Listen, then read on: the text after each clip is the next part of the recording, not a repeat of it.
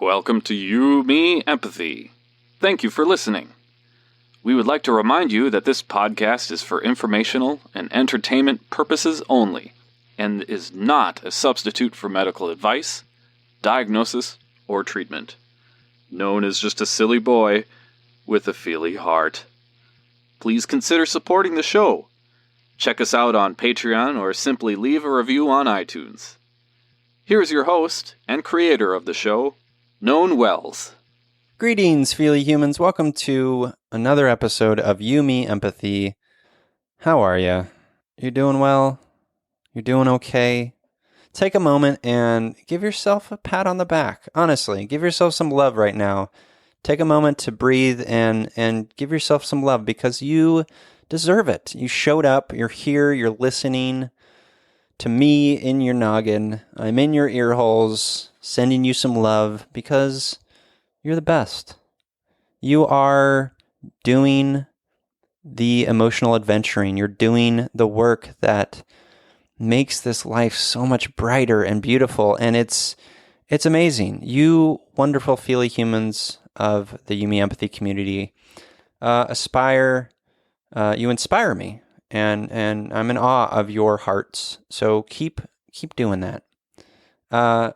Well, you don't always have to keep doing that. That's a point of clarification that I should say, because we can't be on all the time. But I'm glad you're here, and I'm grateful that you guys exist here with me on this pale blue dot. Okay, let's get to that. This episode is episode 76, and I am chatting with my friend Nikki Novo. We talk about love, hypnotherapy, and dating.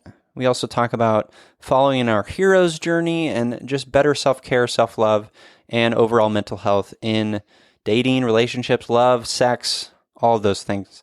Nikki is a delight, and she is the author of the book The Final Swipe, which is also a podcast name.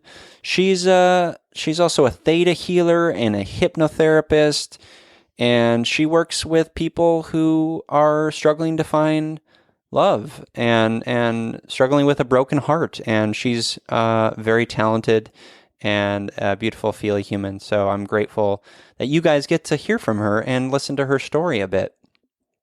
Before I get to the episode, though, I wanted to share a new iTunes review. Listeners, if you haven't left a iTunes review, I encourage you to do so, because I read them here on the show, and they make me happy. And they're the best, and I love them, and we need more and more, because it helps out the show, and it takes a couple of minutes, and I would love you forever.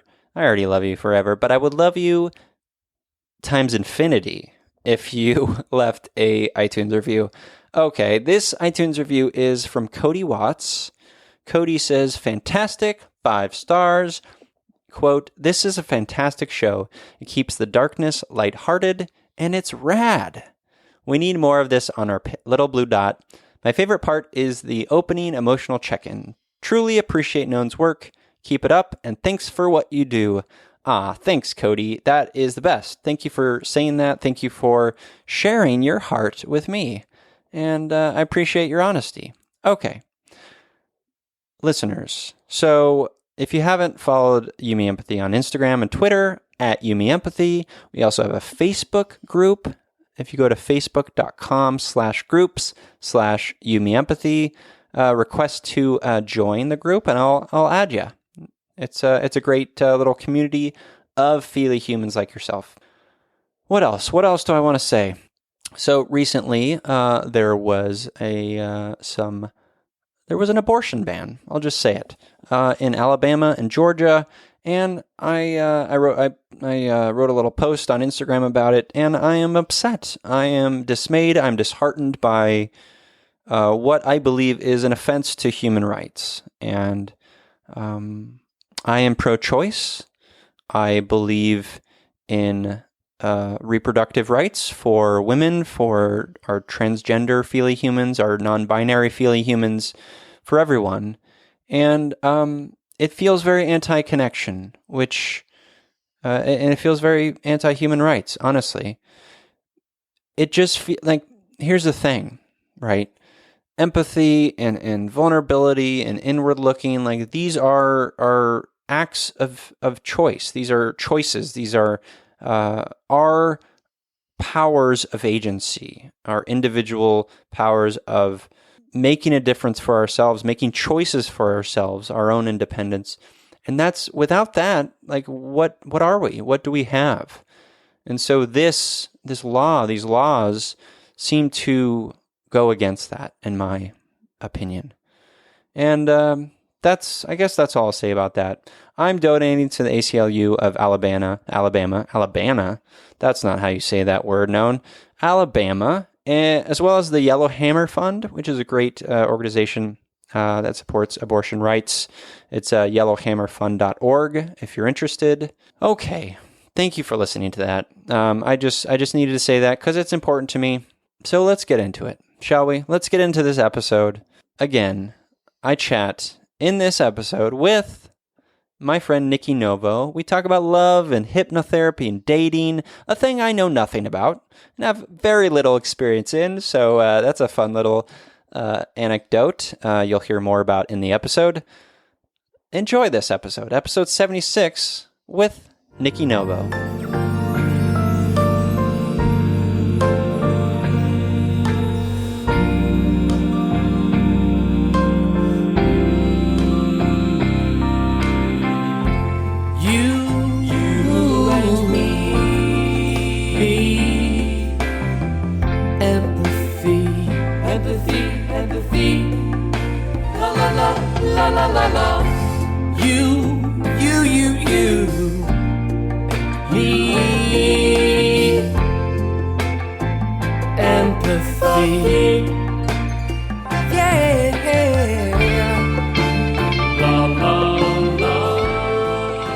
Welcome to You, Me, Empathy, a podcast about exploring the struggles we face in our day-to-day lives as humans trying to get by on this wondrous and overwhelming pale blue dot.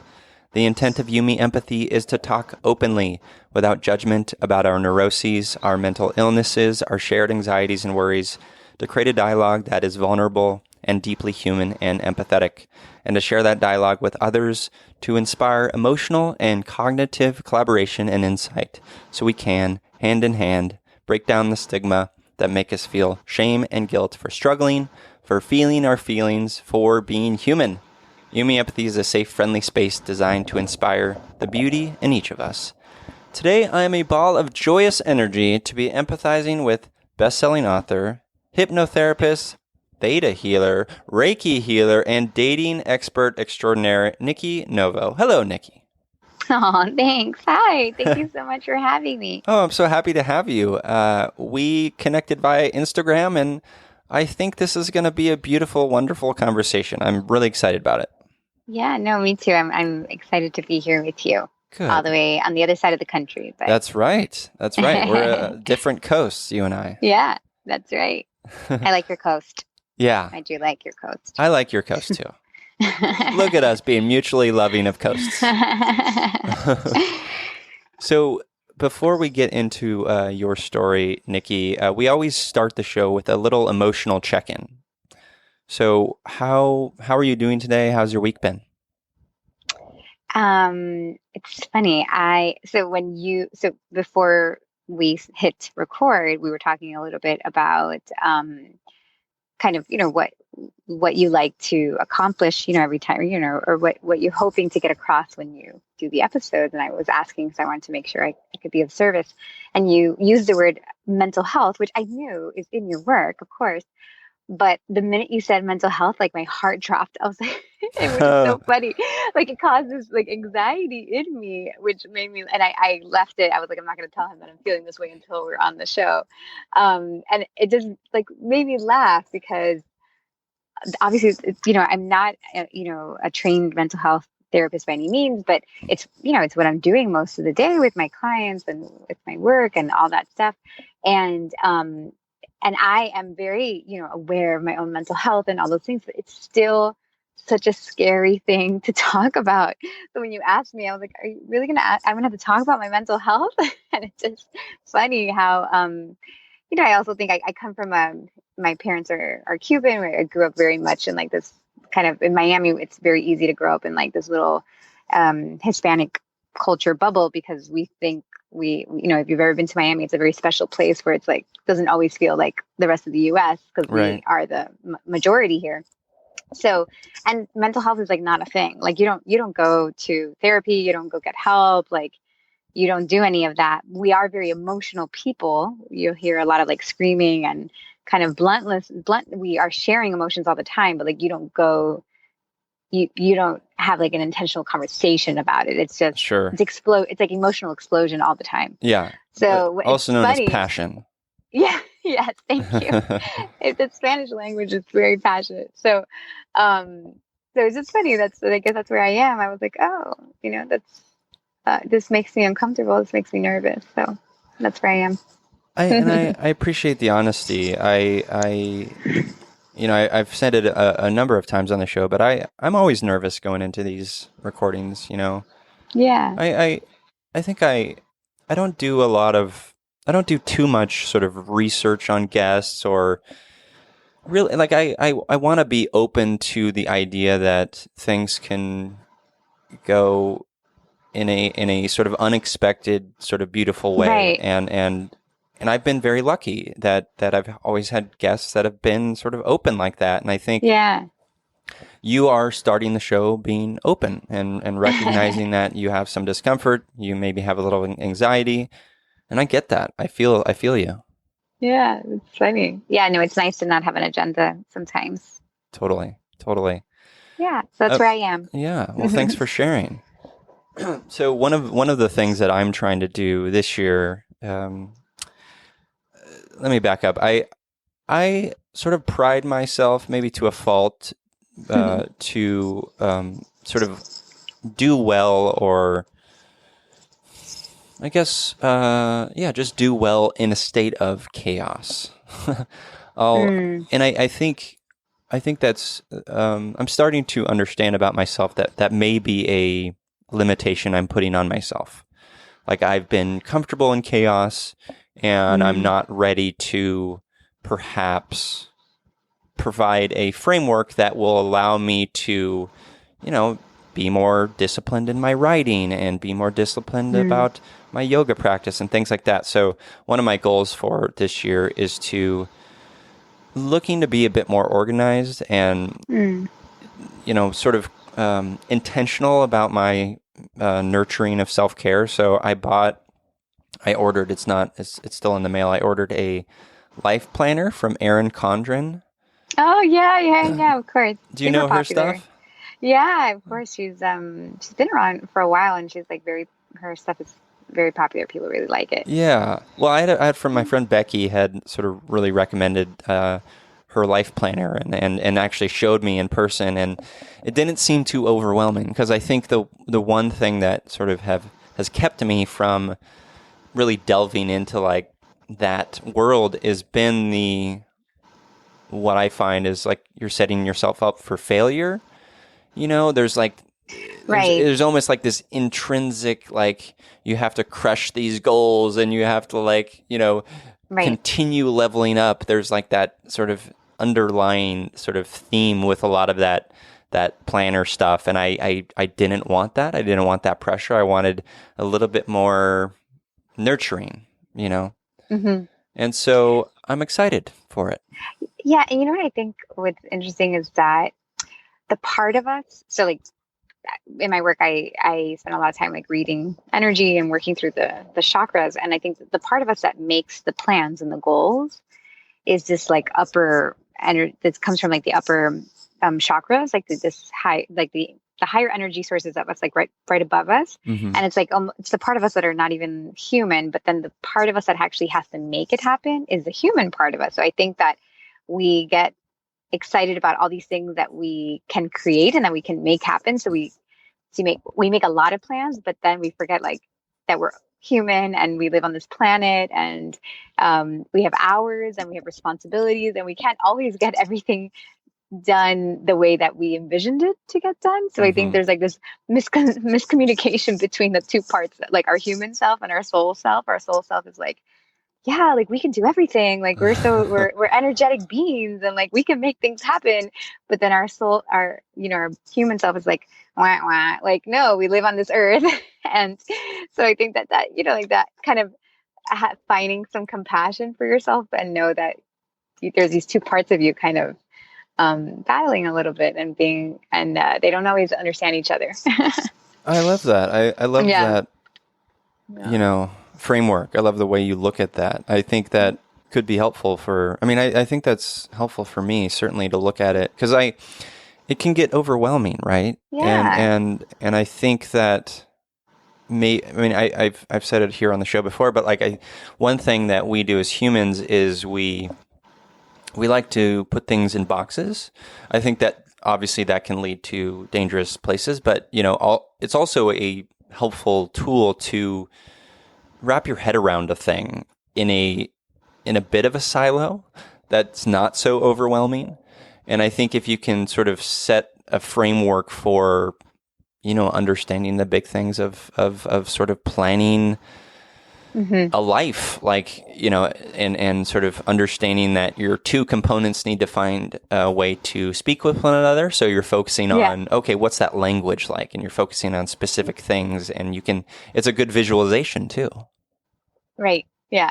Yeah. Exactly. I love that. That's funny. So you haven't gotten the planner yet? I haven't gotten the planner yet. It should be here probably next week. Do you have your plans yet, or are you going to let the planner tell you what your plans are going to look like? A bit of both, I think. Okay. A bit of both. So I one of my goals for this year is to start a book. Nice. And I have some sort of general thoughts in my head of what that book will look like. But so I want to really create space to do that again. I love writing, and it's been intermittent, so I want to be more dedicated to that. Yeah. I find like every time. So I was a trained writer. I wrote. I was an editor for many years at different publications, and definitely it's a muscle, So I find that every time I write a new book, like it's just kind of ramping up for it and being like, okay, I'm going to do it. I'm going to do it because I know that for the next 3 months, like I'm kind of, it's this dedication to that child that's like trying to come through me. Mm-hmm. So it does require like this kind of, this commitment to being able to being like in the cave a bit and to write that thing. So I just find that, of course, sitting down, putting your butt on the chair and like actually doing it. But I would just like sit every day during the same hours, and I would try to hit like a word count.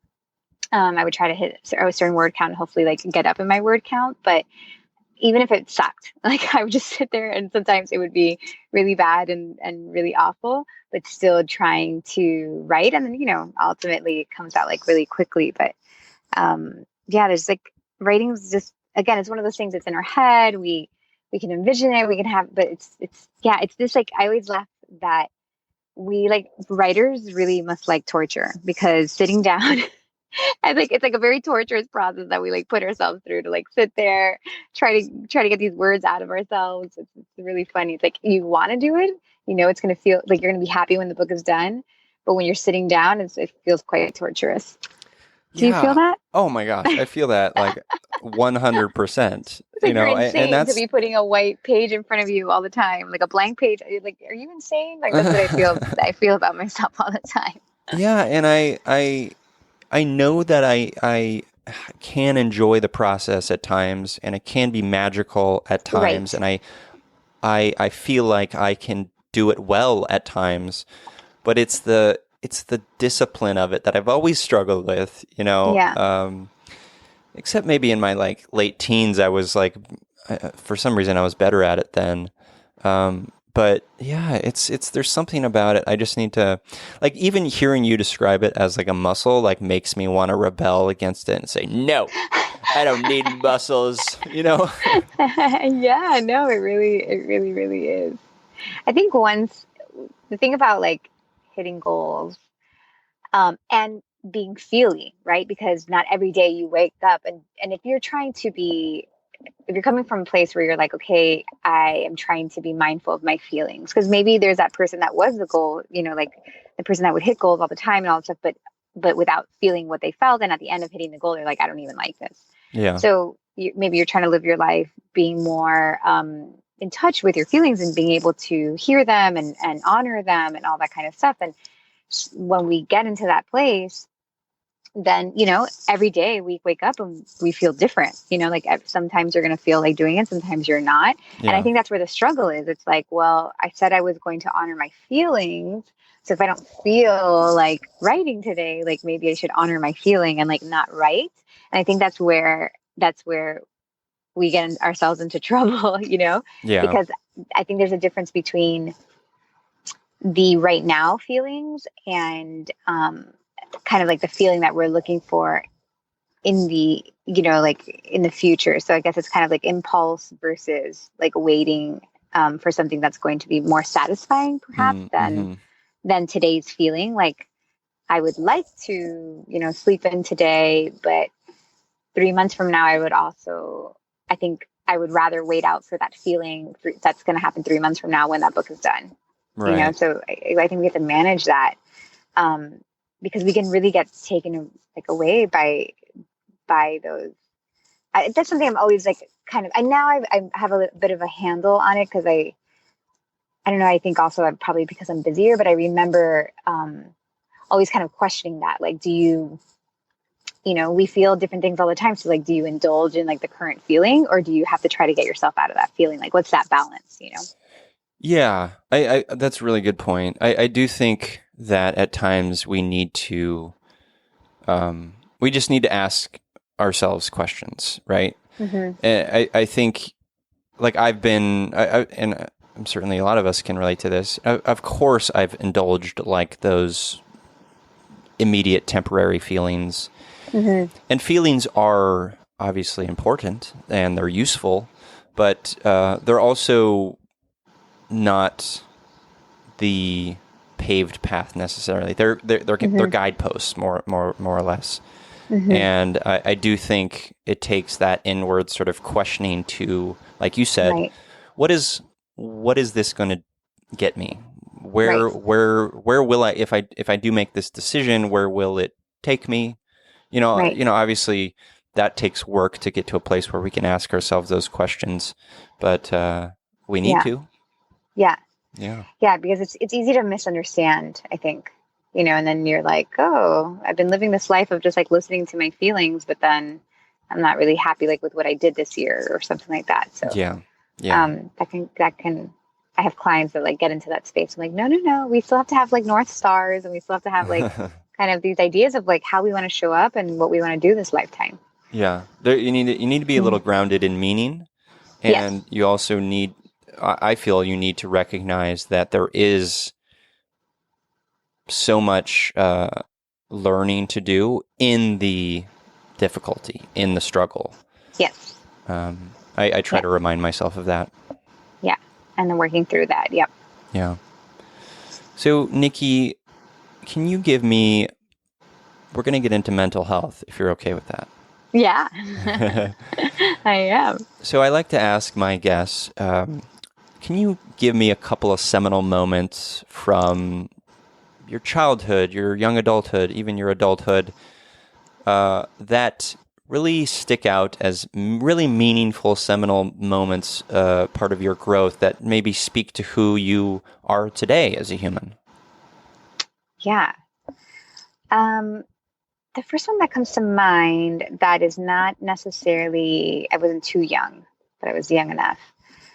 So I grew up with in a traditional Cuban family. So in Hispanic culture, you usually get married young, and kind of getting married and education are like the top priorities, like creating family and university. So when I was so very young, I had a relationship like when I was in high school, and he was like a good Cuban boy, so it just sounded like a good idea. And he ended up becoming a professional baseball player and proposed to me, and I was like, okay, yeah, like this is what I'm supposed to do. Like he loves me, he's nice to me, he's a good guy.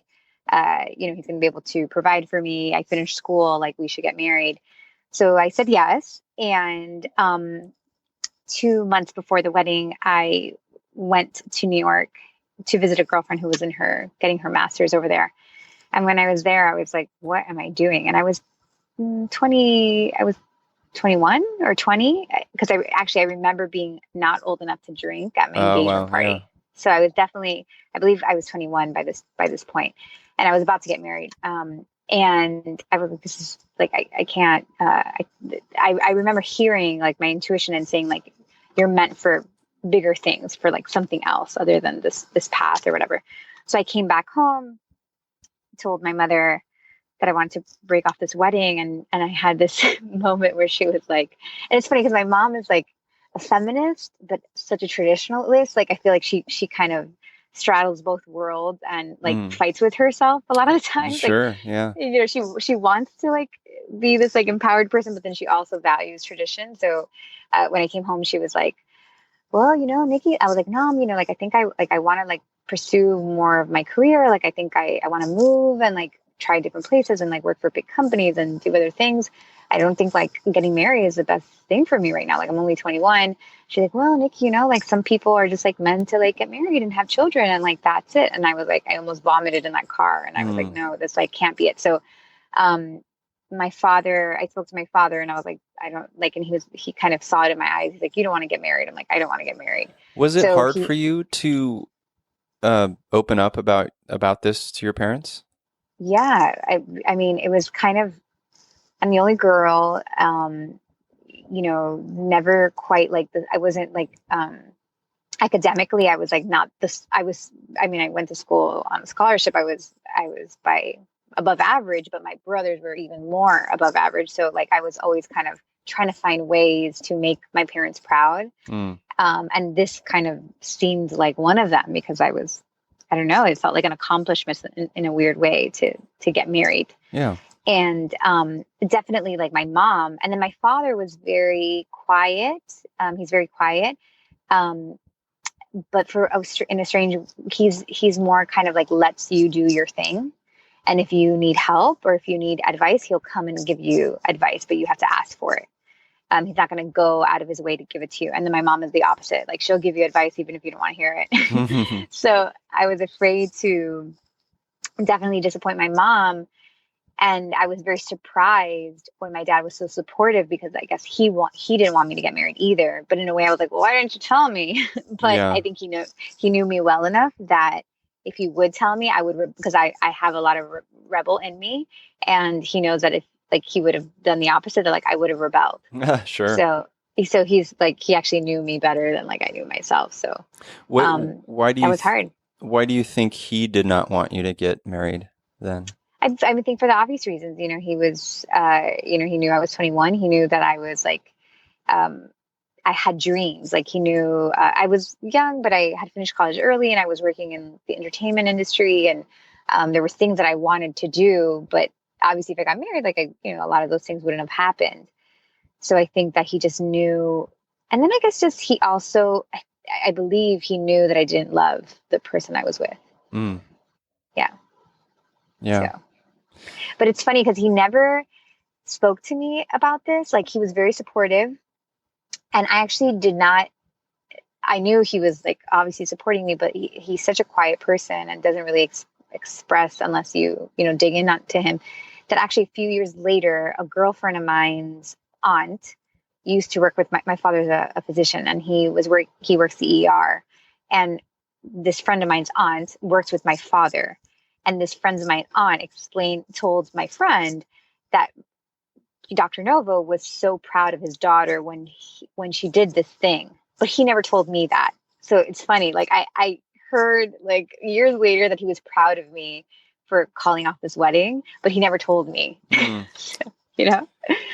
It's funny. Sounds like a stoic man. Yes. Yes.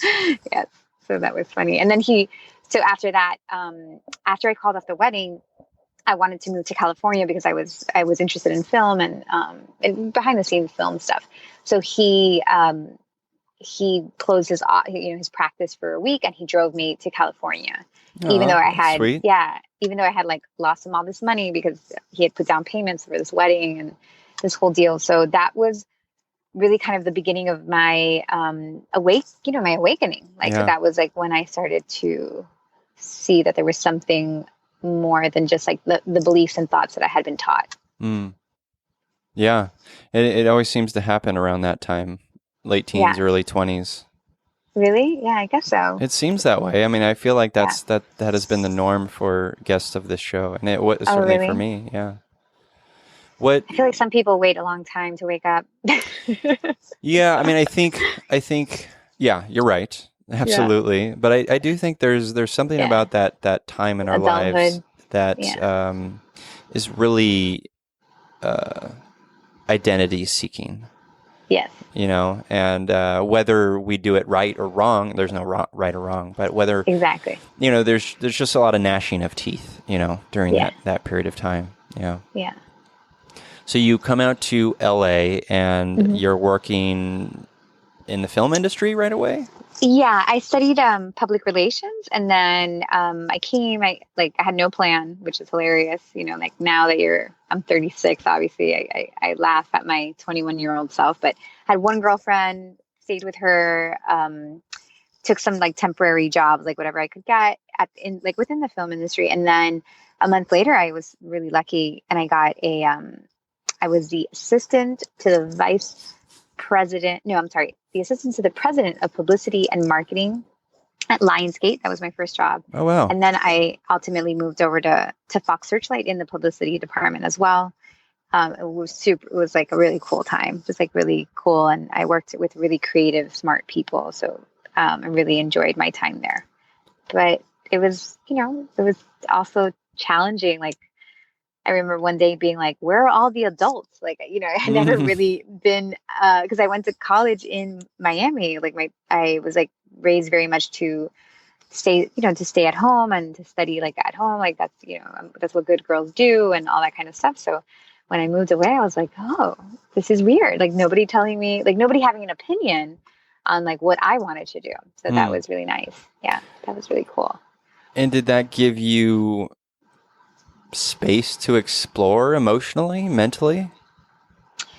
Yeah. I know this is not like very, like, I think this is unique to like immigrant children. I think that, because like immigrant parents are usually trying to like keep the culture and like keep you close and all that kind of Sure. stuff. Like we're by no means encouraged to like, you're not encouraged to go out of the state to like go to school, like at all. Like it's like whatever school's close is like where you're supposed to go. Yeah. And usually you're expected to stay in the house and until you get married and all that kind of stuff. So I just like I recommend like leaving your family and your friends and like doing your hero's journey to everybody, because I don't think we realize how much there's this kind of confusion sometimes between like what we want and like what people want of us. Totally. And I think that stays with us for so. I mean, I'm a 36-year-old adult with 3 children and a husband, and I have to check myself sometimes and be like, when I think about like the schools I'm sending the schools we want to send our children to, like, I'm like, wait, am I choosing this because this is like what my parents expect of me? Or am I choosing this because this is what I want? What am I, like constantly always having to check why I'm choosing, because we don't realize how much we're influenced sometimes, especially when we stay close to friends and family that we've known for a long time. So when I created that physical distance from not just my family, but my friends who I had, I love my family. I wasn't running away from them by any means. I just needed the distance. And that's when you're like, oh, I don't like meat, or like, I do like chocolate and I don't like vanilla, like, like little things like that. But, yeah. Because you have the space to make choices for yourself and nobody's watching. And in a nice way, it's so freeing to know that nobody's watching you, because I think a lot of times we make decisions thinking about what other people are going to think about us. So that was, I wouldn't say that I'm by no means have like I mastered that, because I think that even with social media and things like that, like I think even we are thinking whatever the people on social media are gonna think about us, and sometimes that's really ingrained in some of us. So, but having that space like made me at least learn that lesson, realize that, and see what the difference was.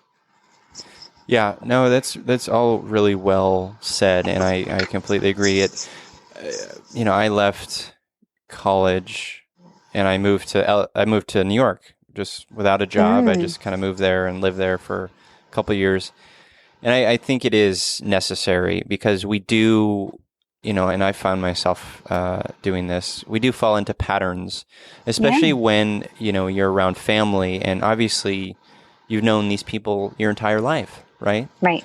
And so there's certain unseen sort of things, actions, little things that you do that are persuaded by that framework. Right. And getting out and you of don't that. even notice. You don't. No, not at all. Yeah. It's, I agree. It's important to get out of it.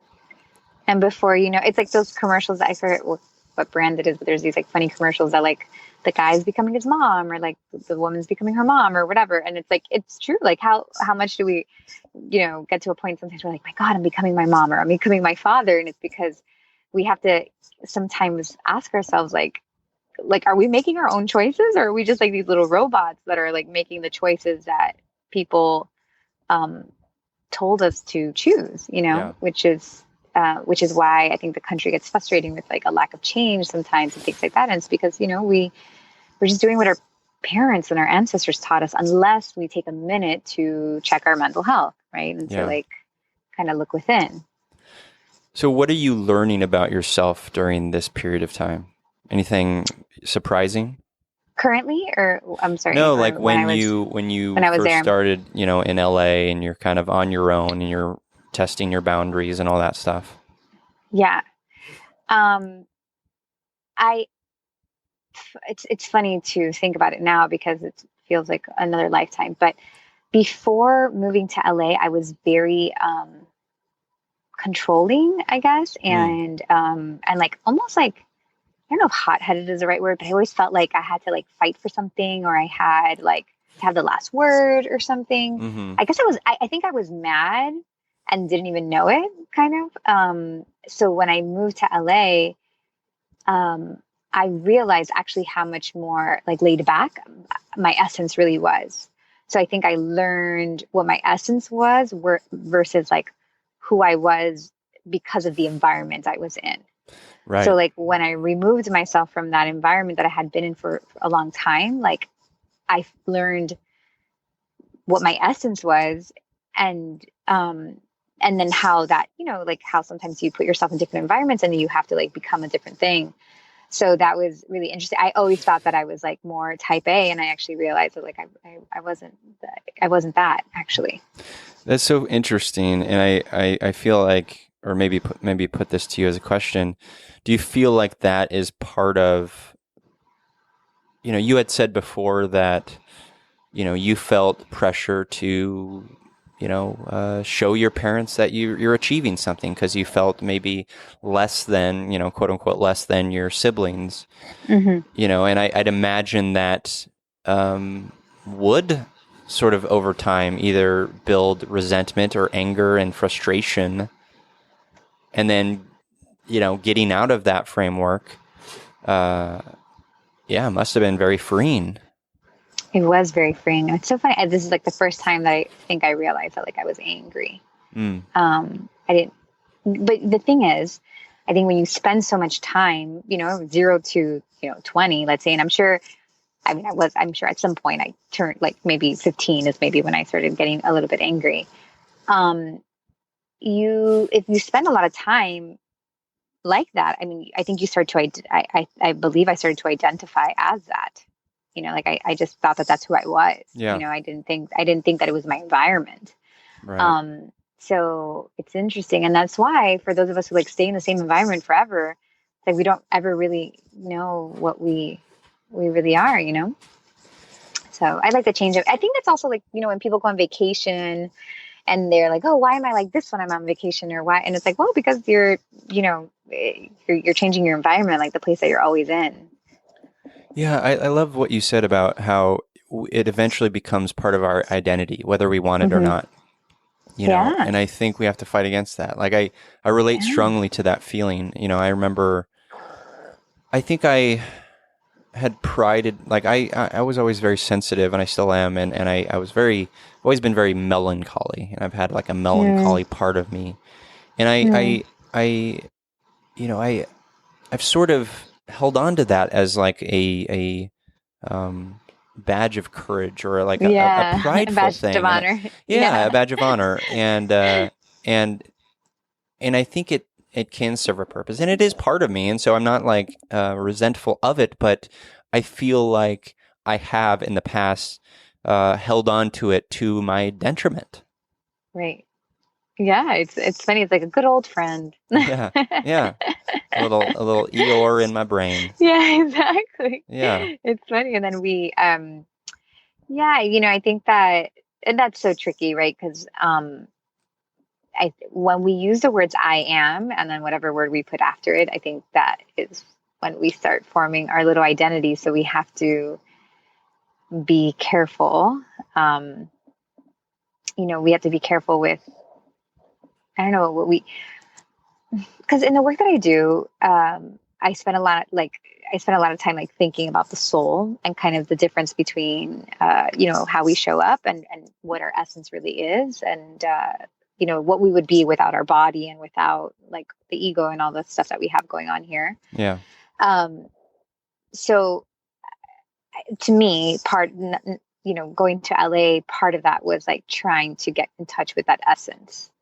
And I just think we all need to try to do that every once in a while. And at least, and I don't think we have to leave or anything like that, or eat, pray, love, right? Like you don't have to leave your family and, get divorced or whatever, but, do spend some time to make space to like, be like, what is the difference between my essence and like, what is me when I'm stressed? Like like, is that's just me with anxiety, or that's just me with stress. And, I have a lot of clients who think they are their anxiety. yeah, They don't know that they're actually the thing under the anxiety. right, And that takes yeah, some looking within. it does. And so when you're in LA and you start this sort of hero's journey, at what point are you transitioning out of entertainment and into kind of more of the work you're doing now? And was there any sort of inciting incidents in that, or was it just kind of a progression of your sort of human spirit? Yeah, definitely like a slow progression. So I was in LA, doing the film thing, really enjoyed being there, working with like really creative, smart people. But one thing that was interesting for me is that I grew up, again, children of immigrants. A lot of the times our parents, the way into being successful in the US is through education. So I was taught, like you either become a doctor, an attorney, or an engineer, or something like that. And those are like the paths you take. So when I obviously did not fit into any of those categories. So I studied something random like public relations, and it sounded like a kind of a acceptable career. But I think what I was trying to do when I was in college was I was trying to inch towards some sort of creativity, but that was just like not an option for me because it was very much like you don't make money being a creative. Like that's not something you do as a career. Right. I didn't know anybody who was doing that. That wasn't in my environment. So when I moved to California, of course, in LA, like it's just a bunch of dreamers and sorry, LA people. It's not that you're just dreamers. I know a lot of you are doers. No, but it was very inspiring for me because I was like, I was working on this film at the time, Little Miss Sunshine. So I'm going to date myself, but Yeah, I love that movie. and that author, I'm sorry, the screenwriter. I remember like being in, like hearing about the deal and like how much he got for the film and like that he had written the screen play like 10 years before it actually became a movie. And it was just like this really interesting story. And I was like, wow, that's so fascinating. Like people make money writing. Like I thought that was so strange. And I remember being like, oh, people make money like thinking up movies. Like this is bizarre. Like, things. So that was really eye opening to me. And when I saw that, I was like, I think that I actually would like to write. I think I would actually, because in PR, you spend a lot of time with journalists and like, trying to pitch them and get them to write about whatever whatever your product is. In my case, it was movies. And I learned about that site. So I decided I'm going to move back to Miami. I was also, just missing home at that point. Like it was a good amount of time. Like I missed my friends and my family. How long and I knew were that you was away? just 3 years. And Okay. I just knew that it wasn't going to be permanent for me. It was like, that was what I needed. So I always say that like LA was like my fun, free loving boyfriend that like I needed to experience, but that Sure. we were never going to get married or get committed. So I moved back to Miami and I started freelancing for different publications, just writing articles and pitching. And because I knew how to do the other end. So I had some contacts and reached out to people and just hustled really, really wanted to write. I was like naive enough to think that like, that I could just write. And I did. And so I got my first full-time job as like an editor of a luxury magazine here. And then I became editors like at MSN and NBC and just kind of moved up in the ranking. And that was really good learning for me. I learned like how to write. I also learned a lot about like digital media and marketing and that kind of stuff. So it was like almost getting a master's for me in many ways. And then in 2008, when I was back here in Miami, I had this boyfriend who I met when I came back to Miami, and he encouraged me. He was an artist, and he like came from like a musician family, and he encouraged me to start a blog, which wasn't really popular at the time, at least in Miami. Like nobody was doing that. I didn't even know what it was. And he's like, you should start a blog and like just write about things that you like, because I was really writing what I was being assigned, so there wasn't too much of a creative outlet. Sure. So I was like, oh, okay, cool. That sounds like a good idea. And then 2 weeks later, he breaks up with me and I'm left with the blog, which kind of feels like when you're in a relationship and they like leave you with a dog that like you never wanted, And They leave you with a blog.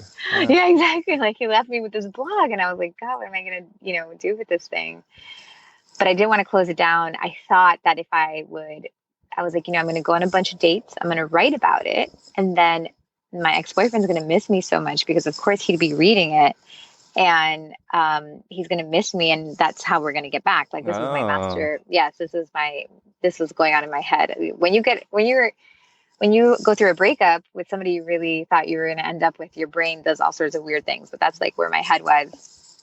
So that was really the beginning, because so long story short, he did not get back with me. He had no interest in getting back with me, but it was the beginning of this kind of dating, this journey of self-love through dating, because that's really, I learned to love myself while I was dating.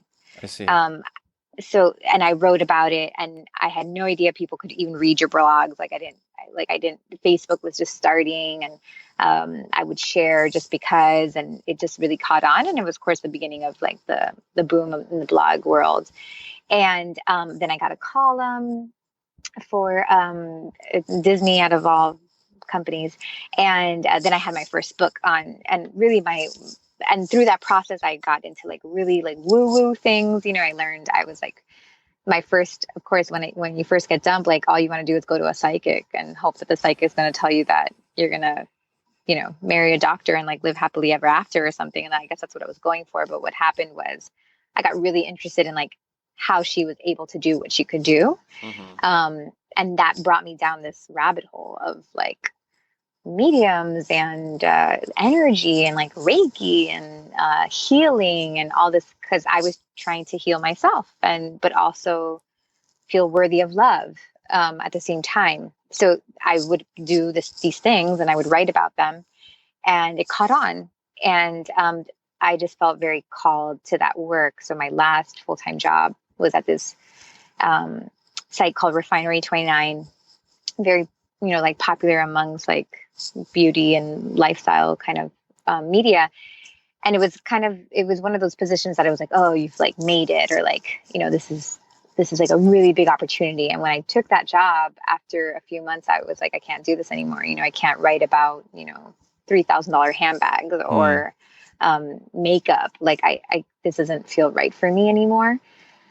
So I had just married my husband by this time, and I decided to leave that that job and come out of the closet really and just be like, okay, these are the things that I do. Like these are like who wants to listen to me, basically. So I wasn't, my husband had like an idea for a company, and I was like, okay, you know what, I'm going to help you with like the company. I'll be your secretary. Like I'll do like all the grunt work, whatever I need to do.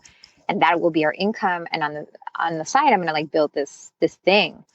And that's what we did. And that's really like 3 kids later, like, this is my full-time work and, books and the whole deal. But it was very, I guess it became thought out and planned out once I knew it was what I wanted to do. But for a long time, I didn't know. I had no idea this is what I was going to do. Yeah. But when I did know, then it became like there was a bit of a plan to getting to like where I am today. For sure. I'd love to back up for a second and just like, I'm curious about what kinds of things are you first writing about in that, after your breakup? Like, are people connecting with what you're saying? Are people reaching out and being like, oh my gosh, like, are you, like, what kinds of self-care things are you learning about yourself? That's a good question, because I always think about like the way that I write today is so different from what my roots were. And I sometimes miss my roots because now, I'm obviously more of an expert and I'm teaching a lot of times because I've done the work. But in the beginning, it was really like, I did this thing. I went out with this person. I felt this way. And what I learned about myself was this. And like how I'm going to heal myself is through this. And I was just putting it all out to the point, Nan, that people, when I would go on dates, guys, I guess, already knew that I was writing about dates. And they would ask me, like, are you going to write about this? Oh, and I was like, oh, man. Like, I had How'd they no find idea. out? Because it was pretty big at that point? I mean, I guess, like, I think that, like, I think we Google each other before we go on dates. I think people were and I was a writer, like I was an editor at a magazine. So if you Googled my name, like my blog would come up, and I guess that's, like that's how I think it started happening. But it was very healing for me. Like I would go on these dates and I would learn about my shadows, but then but able to like see them as metaphors and kind of understand them. And I would try to break them down. And of course, that just ended up like we all have the same issues, right? So, I mean, at the end of the day, if we share something about ourselves, there's going to be tons of other people who relate. And that was what was happening, that like my shadows were other people's shadows. And then when I would describe my shadows, people learned about themselves as well. And that's really like how it started working. And I never saw dating like as a transactional thing, which I think a lot of our culture is like, just thinks that, I don't know, that it's transactional or that it's like magical or that it's magic. But I really felt that it was a spiritual journey from the beginning. Like I just understood that really well. Like I'm like, this is an opportunity to learn about myself. And I really I was writing like diary entries, but I think what made it work was that at the end, because I was an editor and I was a trained writer, like I would wrap it up. Like I wasn't just diarrhea of like, of my thoughts, but I was like, this is like, there was a kind of a formula, like this is what happened. This is what I learned about myself. And like, this is how I'm going to move forward in like an inspiring way. So you knew that you were doing this thing that could potentially help others. I mean, at first I was really just doing it for myself. I don't think that I didn't think that until, so the turning point was like people were asking me to teach them like what I knew. A lot of people were asking me also to teach them about blogging. So that was like the beginning of me like learning to teach. And then people started asking me, because I think that it was more like people were kind of looking for like the emotional support.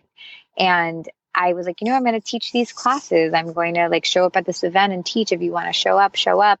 And that's how I got started. Like I would put together like little seminars or little classes on different topics about like, let's say like your beliefs, like what are, because I was learning at the same time as I was dating. I was reading like every self-help book. I was visiting every healer. Like I was really like in school, like on my own, but learning how to do all these things. So I would want to teach them later, just as a teacher, not as like an expert, and people would show up, and the people that would follow my work, they're the ones that put me in this position. Like I didn't ask to be in this position. Like I feel like I was put in this position in many ways. So yeah, a lot of it wasn't on purpose, but then there was a turning point, I would say, in the blogging world, where there was these wellness people showing up that were young and were showing up as like self-help authors and things like that. And I was like, oh, this is a thing. Like that's when I realized that this was actually something that I could do. And so that was like Gabrielle Bernstein. I don't know if you know her, or like Chris Carr, these like young self-help authors were coming up during that time. Do you know, or you know if you're familiar? I'm not familiar with them. No. Yeah. But like, because I mean, the thing was too, like when I was reading self-help books at the time, I was reading like self-help books by like older white women or men. Like nobody looked like me at that time. Now that's changed completely. But I kind of was like, oh, like, you know, it would be nice to read a book from maybe by somebody who was just a few years older than me. Yeah. And that was kind of where my head started going. Yeah. And so during this sort of like discovery period for yourself, like when are you, you know, getting into like practicing hypnotherapy and like all that stuff? Yeah. So that was like the hardest part. Like I think that, so I leave my full-time work for the first time. I get married. I was 29 when I got married. So I was 30 actually when I got married. So I started doing this work pretty like with an intention when I was 30. So 6 years ago. And I studied those things out of pure curiosity. Like for instance, my younger brother started going through a depression, and like nobody knew what to do to help him. And I just to help him found hypnotherapy and introduced him to a hypnotist. And he really, it's like he physically looks different. And I was like, wow, like, what are you doing? And he's like, no, it's this woman, this hypnotist that you told me about, like I'm doing hypnosis. So out of that, I was just curious, and I took like a certification because of what I saw it happened to my brother. And it was just, I'm a firm believer in like a toolbox. Like I think that like I don't, you know, I'm more of a rebel. I don't necessarily like to do things in traditional ways. So like I like the idea of like having a little toolbox of tricks, and then using all those tools that you have to make like whatever it is that you end up making. So a lot of the certifications that I received were out of curiosity, because I saw they were working, because I just wanted to learn. And then in my practice today, I use whatever I need in order to help the person that I'm working with. So I started doing that. Like, so for the first few years, it was really hard for me to like say that I was, you know, I went through all that kind of like imposter syndrome stuff. Like, who am I? Like, I don't have a degree. Like, who's going to like pay me money? Like, I don't know what I'm doing. Like, I care what people think about me. Like all of that. I went through that for like probably 2 years, and it really, it kept me stuck. And also that very, that bloggy kind of fashion blogger life started showing up, and it was all this like perfection and pictures of yourself, and like kind of that very narcissistic stage that we went through as a society. And like I didn't fall into that, but I just felt like, where's my place in this? Because I can't do that, but I know I need this thing in order to get to where I want. And that was like a very hard place for me. So I would say finally I got like really frustrated, and I was like, you know what, like F this, like this is who I am. And I would say that probably happened after the birth of our son, which my daughter, the oldest one, is adopted. She's my husband's from a previous relationship, but then we had a son together. And after that, like, it's just something about kids sometimes that you're like, okay, I can't keep messing around, you know, like, or I just birthed this child like out of my body, like, and I'm really going to care what people think about me, you know, like I'm pretty amazing. There are bigger things. Yeah, there's bigger things. Exactly. So after that, I slowly started putting feelers out like in social media. And that's the cool thing about social media and emails. Like you don't have to sell and say like, hey, come to me. Like, or speak to spirit guides or whatever. Like just through the content, people started understanding what I did, and the content like did the work for me. And then people would come to me, and as long as I had like an offering for them, like you can work with me in these three ways, then they started coming to me just because I was being open about what I felt I was good at. And I was, it was really hard. It's really, I mean, it was very hard for me to come out of the closet. I would say it was really hard. I mean, was there a stigma against those things? Is there a stigma against those things? I think so. I mean, for a few reasons. I come from this editorial world, so editors are kind of known to be like, you know, that like they don't believe in that kind of stuff. Like they're too smart for those things, you know. So I didn't feel like I was kind of stepping away from like my colleagues and like doing this weird thing. So that was like number one. It's kind of like when you leave your tribe to, again, it's like I guess like it's another hero's journey, but like I was leaving all my tribes, and then my culture doesn't like respect that, like you have to do something with some sort of degree, and like what is this kind of life coaching thing. It was also a lot of pioneering stuff. Like it was like the beginning of the influencer world. It was the beginning of like having your own brand, and anybody who was doing that was like a bit weird at the time. So I mean, I was like, I had a husband to worry about too. Like I cared what what, not that he supported me, but I cared about like what his friends would think of him, or there was all these, I think it had a lot to do with like my community and like who I felt that I was a reflection of a lot of people. I was a reflection of my mother, my father, my husband, and I didn't want to hurt them because of what I was doing. So how'd you get to, fuck it, this is me, I'm going to pursue this? Yeah. I'm just thinking about that song from the Greatest Showman. Oh yeah. It was a slow. I mean, what I started to do was like I just like started to write about things that I was passionate about, and one of the big things that helped me was, instead of, as a writer, it's really easy to get narcissistic, and or anybody that's like trying to build something, and instead of writing something and thinking about my mother or my husband or whatever, I would write that thing thinking about the person who needed, who I could help, like who I could serve, or who, not even who I could help, but who was in alignment with me, like who was into the same stuff as me. So I got over like my neurosis, and I kind of just, I focused on, I had like a North Star, as opposed to before I was kind of looking all over the place and worrying and trying to make everybody happy, when I was like, no, I'm just going to try to make like this one person who would like this, who's in alignment with the stuff, who would like this stuff, and think about her or him. And then I, by doing that, I quieted out all the noise. It was just, that was new to me, because remember when I started it, there was no pressure. So I wasn't thinking of anybody else. And then when I found out that this was like a thing, and I think also getting married, honestly, that was like, that was something that I just felt like kind of an instant responsibility to be a wife in many ways. Mm-hmm. That's when I started kind of looking around at other people who might think things of me.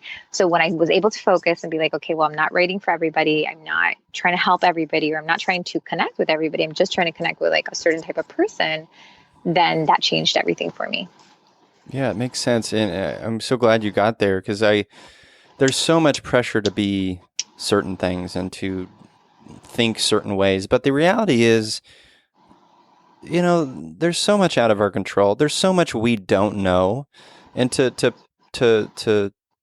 lay claim to this idea that like, oh, hypnotherapy or Reiki healing or these things are nonsense, like that is a firm stance in really ignorance and not allowing the idea that like, look, like you don't know what you're talking about. You've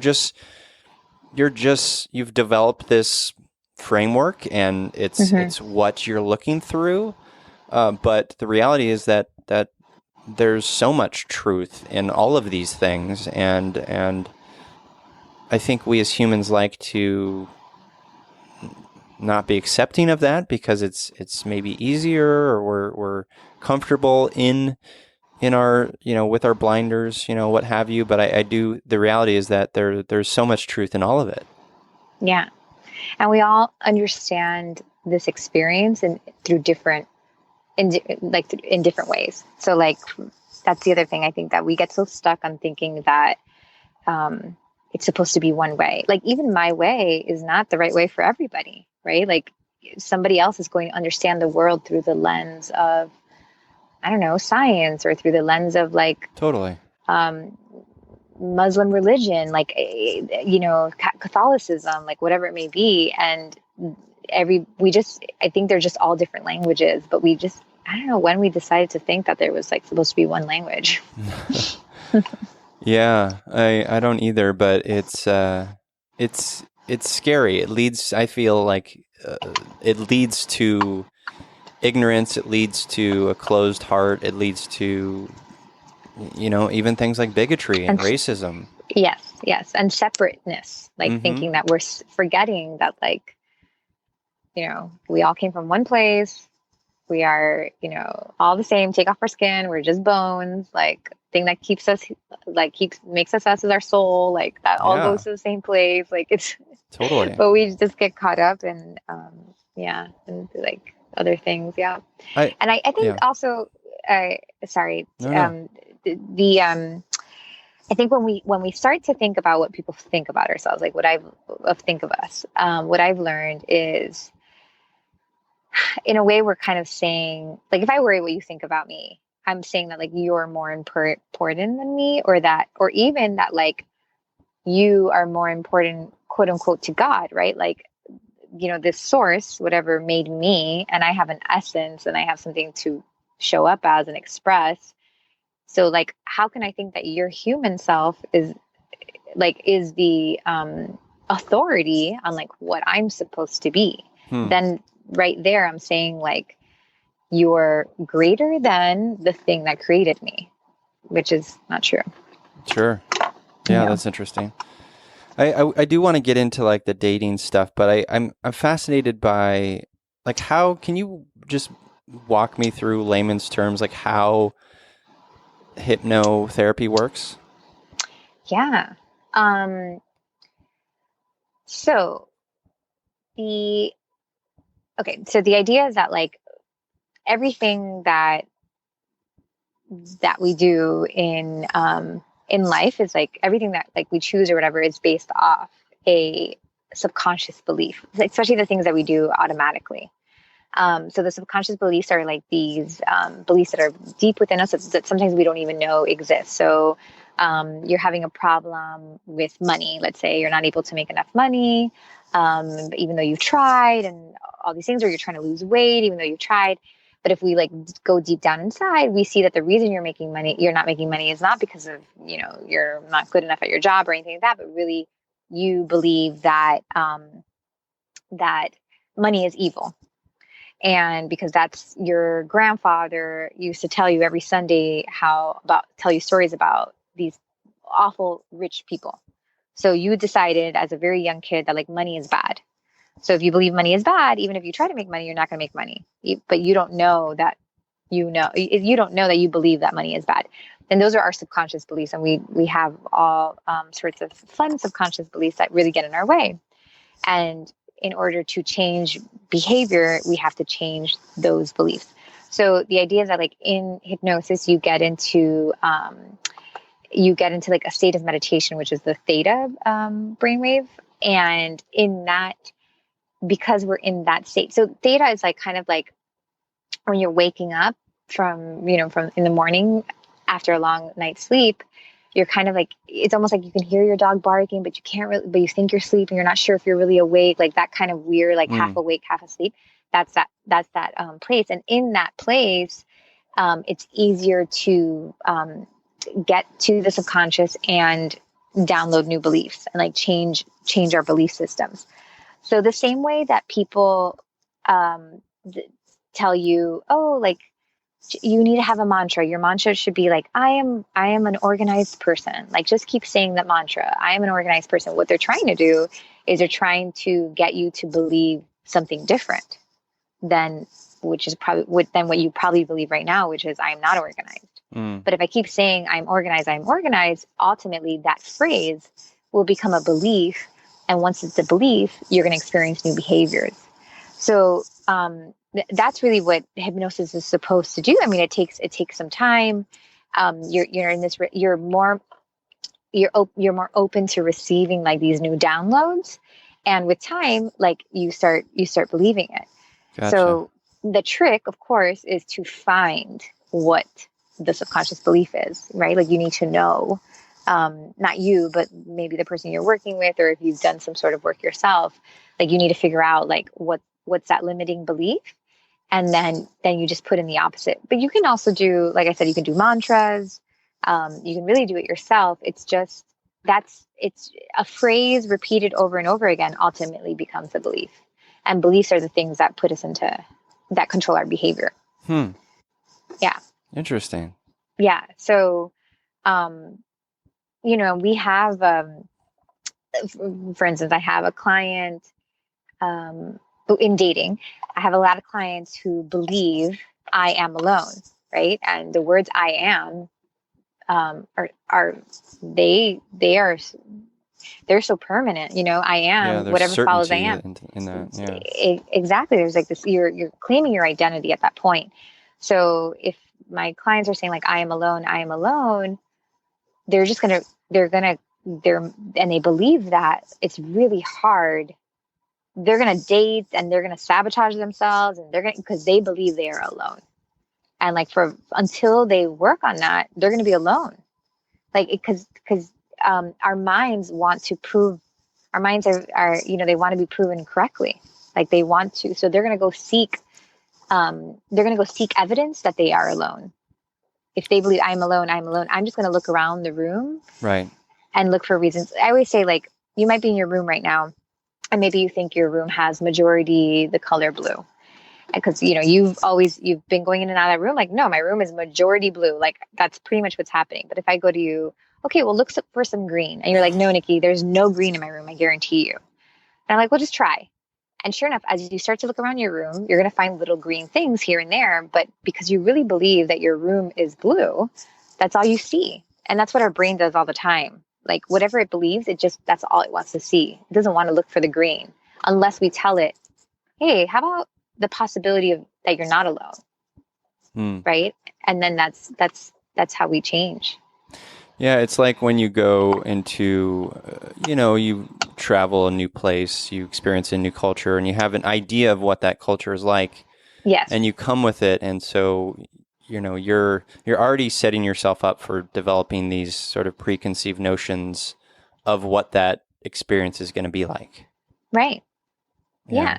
Until that's why they say like seeing is believing, until you see something different, until you, because if you see something, then you may, believe something, but in the case of traveling, you're kind of, putting yourself in this position to be like open to new ideas. But a lot of times we go through life like being closed and not being open to anything new, to seeing any other, side of the story. Yeah. So yeah. I'd love to get into like mental health and dating. Like what are some things that you work on with your clients that are really grounded in the sort of self-care, mental health? Like what are some good steps in terms of building a foundation to date? Mm-hmm. Can you tell me what your definition of mental health is? Like, what do you see it as? That's a good question. I see it as a mind that is has the ability, or at least aspires to have the ability to look inward, ask questions, to develop self-care habits to even someone, even specifically someone like has, like, how do you date someone with depression or anxiety or, so one of the things that I feel like is not just like a dating thing, but it's just a grounded connection thing is, and I'm wondering if this is like something you say in your practice is, we have to learn how to care for ourselves before we care for others, right? You hear that all the time, but it's so true. And that's that's what I mean really is to have that understanding of like self and self-awareness. And I think I know, I'll just offer up some personal anecdotes. I know that I have, this is before I met my wife Jessica. I didn't date a lot, but I did have not lots. I had friends, female friends, and for some reason I've always gotten along better with women, and I think it's because of my father. But I had lots of women friends, and a number of them got to a point where they started interpreting that relationship as more romantic, and I was sort of oblivious to that. And then it led to sort of me feeling terrible. Of course. And that place was a result of like the guarded heart that I sort of developed as a child. I wasn't allowing anyone in, right, emotionally. Yeah. And so I needed to learn to do the work to open up my heart and to ask the questions before I can have a healthy relationship with Jessica. Right. And that's a lot of my work. Like I most of my women have they're amazing women. Like they're usually and my men too, like are just like powerhouses, like have gone far in their career, like are, have good relationships, like, family and friends and all that, but, have a lot of anxiety around dating and have closed their hearts in many ways, like are protecting themselves in many ways. So a lot of that's like the work that I'm doing. I would say that with them, a lot of my messaging, the biggest part of my work is dating is not one size fits all. It has everything to do with like what feels right for you. Your experience is going to be very different from what works for other people. Doesn't mean that it's going to work for you. And really getting to a point where you understand what you need in a partner. And to me, that like you're starting with like your own needs, with your own knowing yourself, like all of that is where we are.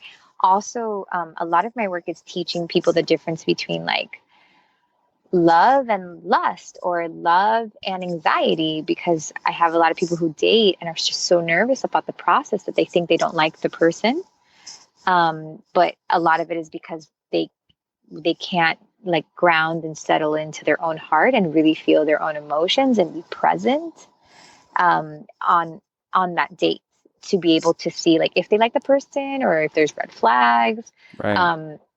So a lot of like teaching them how to be comfortable with themselves and with this time in their lives.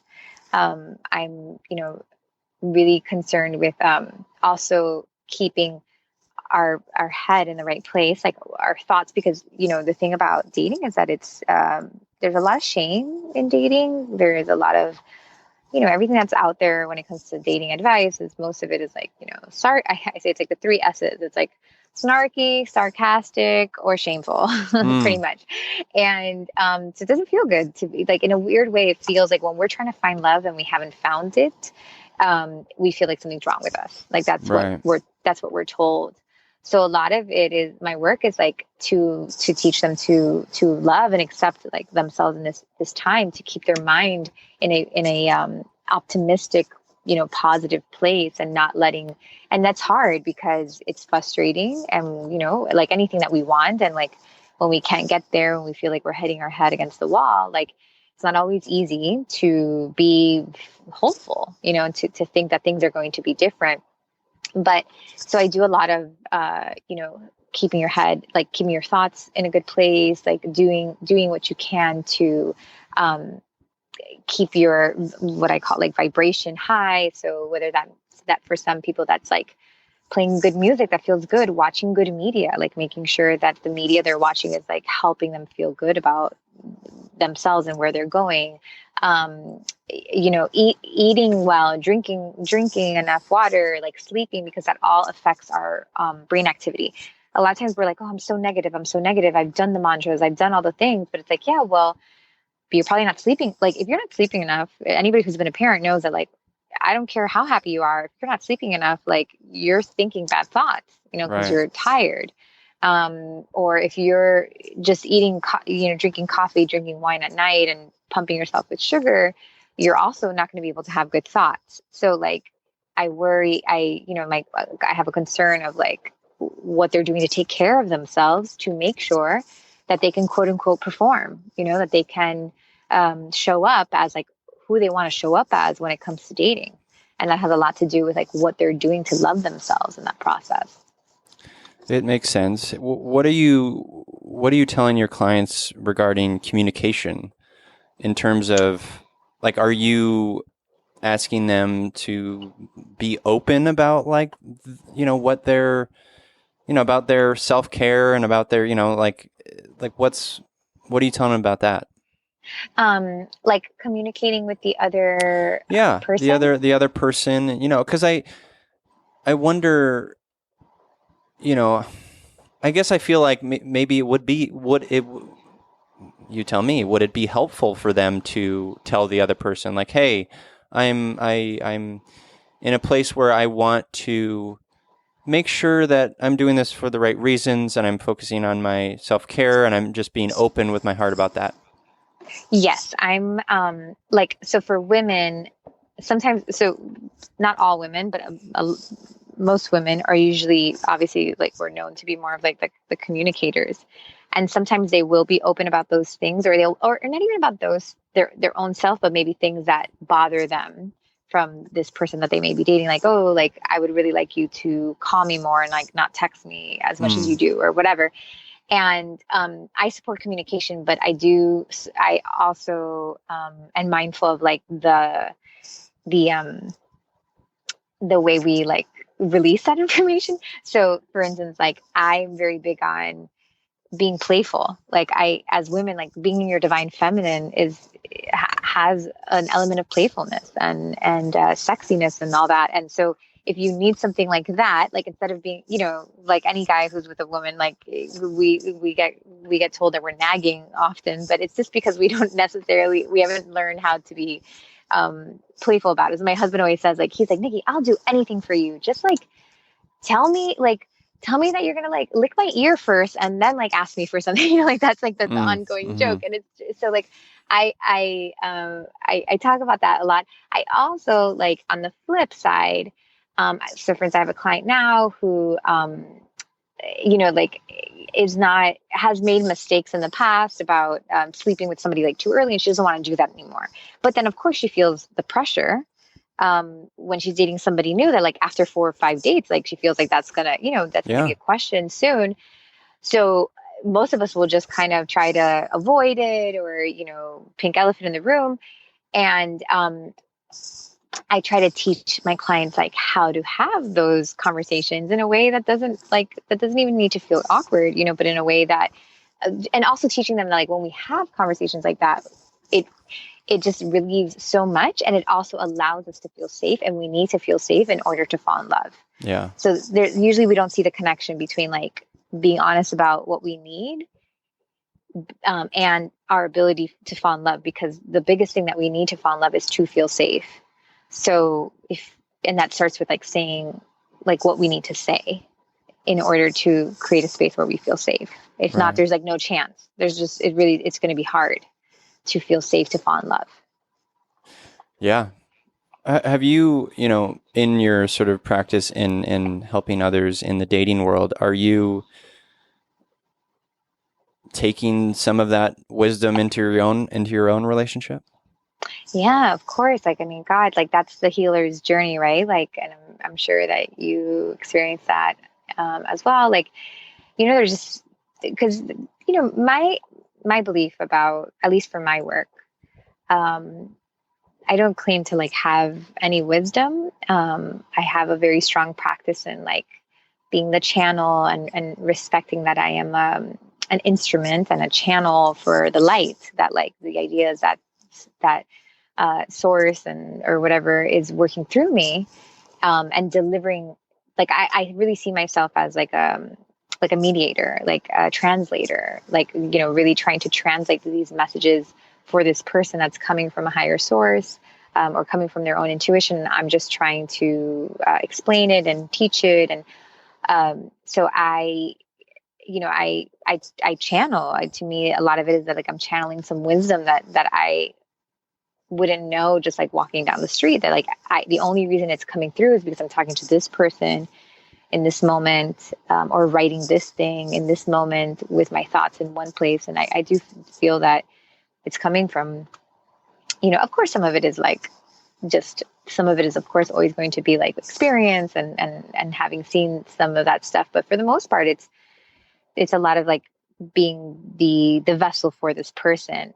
And sometimes things that come out, I'm like, that's such a, I need to do more of that in my own relationship. And like, I need to see, or in myself, like my clients encourage me. I mean, are like, I am so inspired by them, right? Like the courage that they have and within themselves. I'm like, oh, that like inspires me to do that for myself. Yeah. To love myself more. My work in many ways is my mental health practice. Like I hate to say that, but No, it makes sense.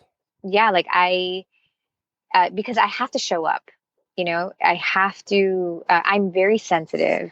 I'm a Cancer. So like, I tend to go into my shell. Like I'm very, like I'm looking within myself all the time. So it's easy. I'm an introvert, like, and it's easy for me to go there and to go into that place and to like fall into that hole.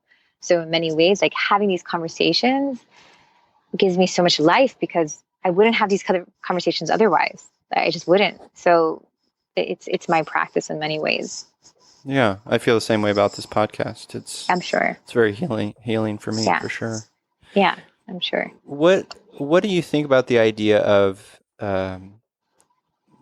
this idea that our culture has propelled forward? This idea that there's like a right person for us. And like a single person, there's like, there's one for me, and I'm sure that leads to so much anguish. Yeah. I feel that belief makes a lot of us go back to our ex-boyfriends and ex-girlfriends. Yeah. And like, he was the one for me. Like, so, I think that was, I think that's like the commercialization of soulmates. Yeah. So, if you get into like the metaphysics and the woo-woo stuff, and if you do some like studying on souls, the idea is that, if you believe in that stuff, that we've come into this earth like many times, that we've done this many times, and we've had these experiences with different souls for many different lifetimes. So like your sister could be a soulmate, or your father can be your soulmate. Like it means that you guys have been souls together before. He's your mate as a soul. So but I think a lot of people misunderstand that, and it's just a belief, right? That there's this one person out there for us. And the more and more I do this work, and honestly, the more, and a lot of like the channeling I do, I get like really, I haven't studied quantum physics, but I would imagine maybe this is like some of it, but like I get really nerdy and geeky about like time and how, for instance, like a man right now may not be ready to open his heart, but there's the possibility of somebody for him right now, but he has not been able to, he's still resisting like the opening of the heart. So he delays the process. That person moves on and finds somebody else. And then 3 years later, he's like finally opening his heart and meets another person. But it's kind of like a sliding doors type of thing. Like he could have been with this other person. I And just sure, saw that life. movie for the first time. I've never seen. Like I've never last month. seen it, but oh, really? Was it good? It was pretty good. Yeah. Okay, I've never seen it, but I know like the concept, and so I truly, I really that hasn't really been thrown out the door, and I know that's hard to hear because I'm with my husband, and you have your wife, and I love my husband very much, and it's hard to hear that like, oh, I could have married somebody else, but um, I just I really see, and I just feel that the way we sometimes when we're dating somebody currently, like we think like we're not the right fit. But if we haven't done like the emotional work to like understand our anxiety and understand like our shadows or whatever, it's not the right fit because we're not coming from like a heart place yet. But if we were both coming from the heart space, like it would be the right fit. Yeah, so the puzzle pieces haven't been cut yet. Yeah.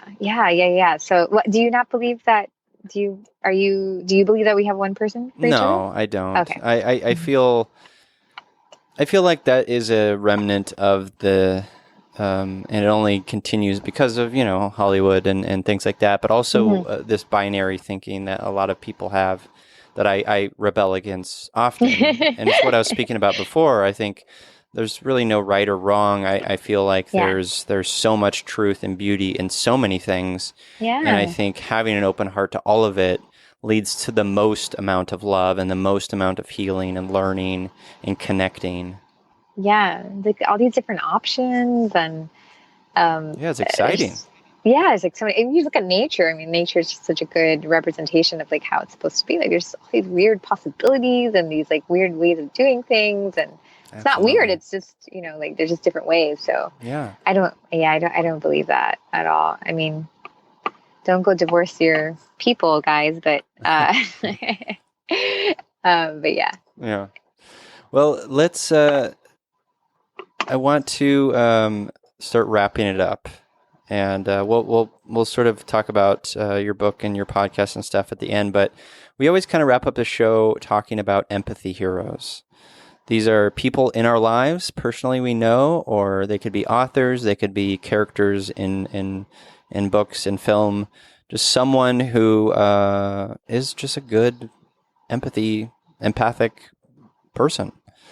And so I will go first to give you a moment to think on it. My empathy hero this week is my neighbor Shahid, who I met, out of this because as I think I mentioned at the top, my fence blew down this past week and it was all rotted. So I've had to rip the whole thing out, and I was hammering old concrete out and digging fence posts, and Shahid and his wife live just behind us, and so him and I have been working all week together, and I hadn't met him before, and oh my God. He's an older man. He's probably in his late 60s, early 70s, and he's just really sweet and kind, and he's also got a good sense of humor, and we've developed this little sort of over the last week and a half, this little team of him and I just like going to the home improvement store, getting concrete and digging. I'm doing like most of the manual labor stuff, and he's kind of helping with the measuring and stuff, and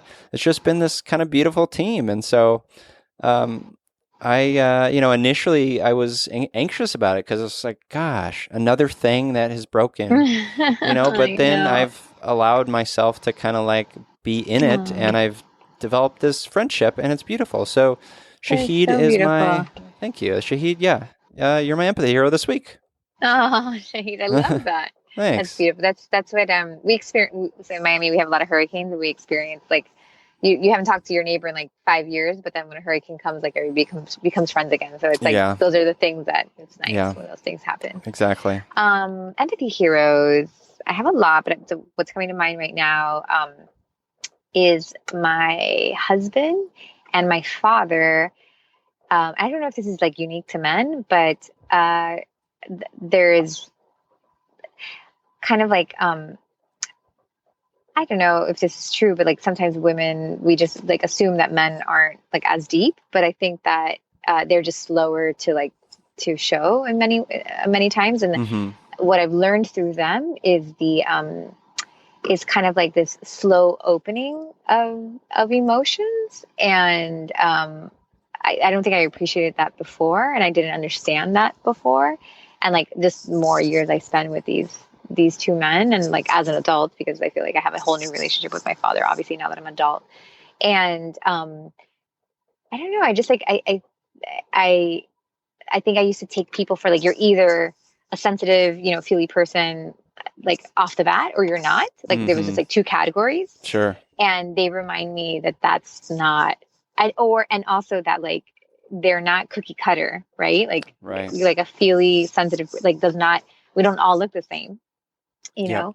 And that has been just something that I've been noticing, that like, sometimes I think I'm like the smartest person in the room when it comes to that sometimes. And I'm like, no, actually there is this just beautiful, like profound, and I don't know, just something so holy, I think, about the slow progress of showing yourself and showing your emotions and things like that. Like almost like it's planned in a way. I don't know. So that makes any sense. I love that. That's so beautiful. And I love when things, whether they're people or experiences, surface to challenge our preconceived notions or ideas about a certain thing. And that's a really good example of, because you're right. I think, we do think of it as, oh, you're this way, you're that way, but there's so much nuance. There's so much variance in that. Yeah. I've been working on this thing with my wife. We're working on communicating better. And one of the things that I do as someone, like I'm more of a processor. I like internally process, and sometimes it takes me longer to get through something. I just need to, I really need to sit with it. I need to think about it. I always tell the story of like, when I first learned how to ride a bicycle, I didn't want any help from my mom or dad, because I didn't, I couldn't deal with that pressure, especially from my father. And I just couldn't handle it. And, they're both very intense people. And so I sat in the neighborhood, and watched kids ride their bikes. And then one day I just grabbed my bike and was able to ride. Oh, I love that. So it's like, my wife and I are working on like, because she's more verbal, she needs to get it out, and so we're kind of like finding that medium of like what works for us in terms of communicating like what's happening. Yeah. No, it's beautiful when you do that. We forget to like work on we think the relationships are just like store bought, and we forget that there's like they're like a forever work, forever lessons. I'm working on showing more appreciation and gratitude in my relationship with my husband. Nice. Yeah. I say like, I'm like, thank you for doing this, or, and I, when I first started doing it, he's like, what's wrong with you? I was like, this is so bad. Like, that's how bad it is. That, like, it seems weird to him. And I'm like, and then, as long as I explain to him, he knows me that like, I'm always working on something on myself. So he like, he's like, okay, thanks. Like, I like you're working on that. That's sweet. Yeah, that's good. Well, Nikki, where can people read your book? Where can they learn more about you and connect with you? Oh, thanks. So NikkiNovo.com, that's NIKKI, like Victor O.com. That's my digital home, and you can find everything there. My book is The Final Swipe, and that's on Amazon.